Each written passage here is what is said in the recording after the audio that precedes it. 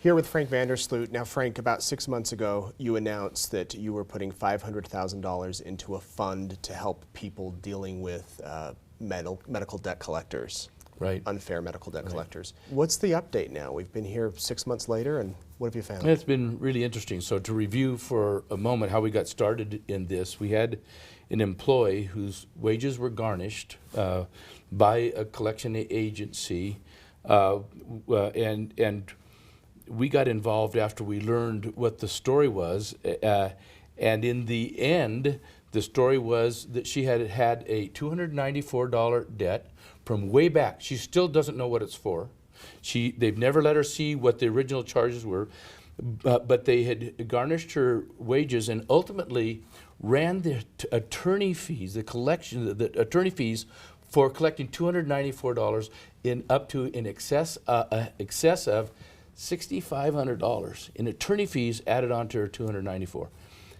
We thought that was egregious. And then we tipped off East Idaho News about this story. You guys picked it up, and hundreds of people responded and commented, "This happened to me too, something similar happened to me," or "I know somebody."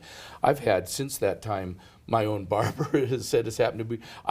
Wherever I go, I hear the story repeatedly. So at some point, after reading all those stories and hearing this response, my wife, Belinda, and I got together. You know, we've been blessed beyond any amount that anybody should be blessed with, way beyond what we deserve. And we said, you know what, we've got these resources. Let's try to help some of these people out. So then we announced to you we're going to put in $500,000 to protect these people. And since then, so I've got the exact numbers. We've had 483 people reach out to us and said they had problems. We interviewed all of those people. We've agreed with 140 of them to take on their case and defend them. 35 of those have already settled, very favorable to the patients. We've still got 105 to go. To date, we've been defending them against egregious tactics by attorneys to run up the attorney fees. And most of these people, like I say, have been playing defense, defending against these egregious attorney fees and these tactics.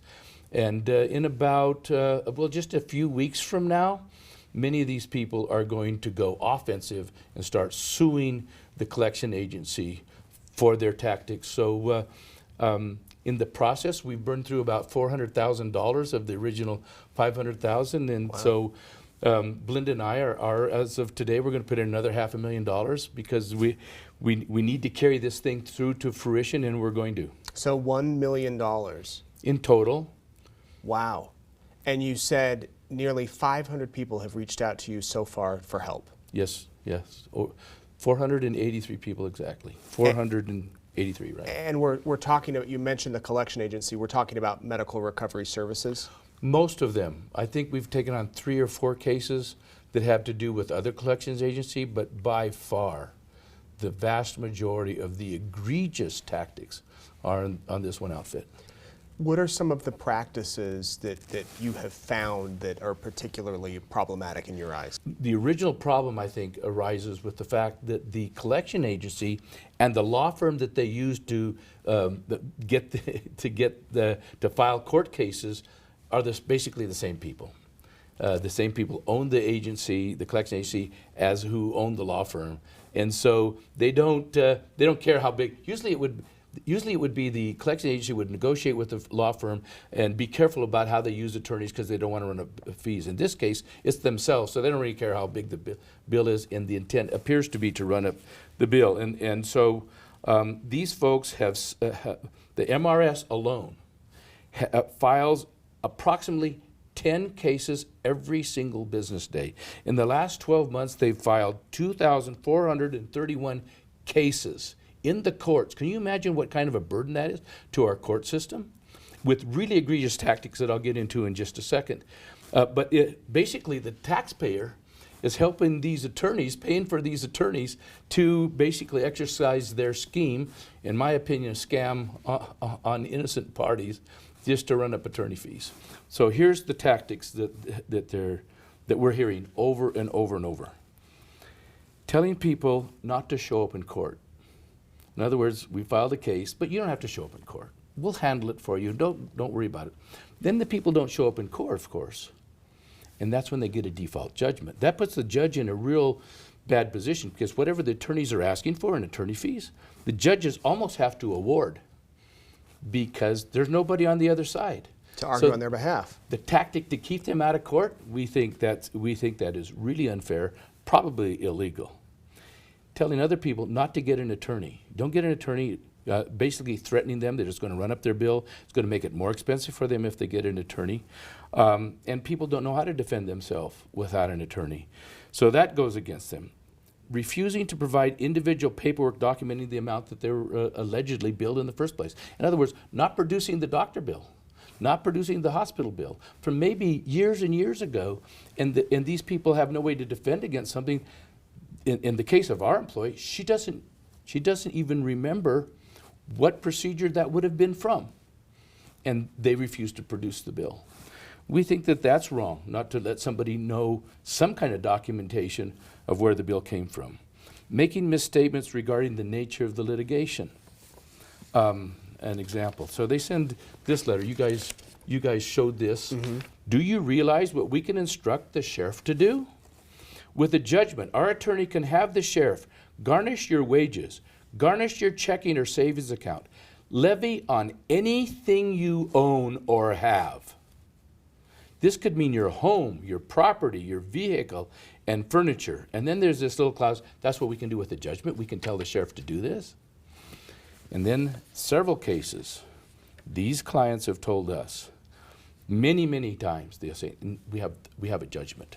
So in other words, we can go when they didn't have a judgment. There's been no judgment. So that's a lie to the people to be able to enforce, scare the living daylights out of them that they can go after these things.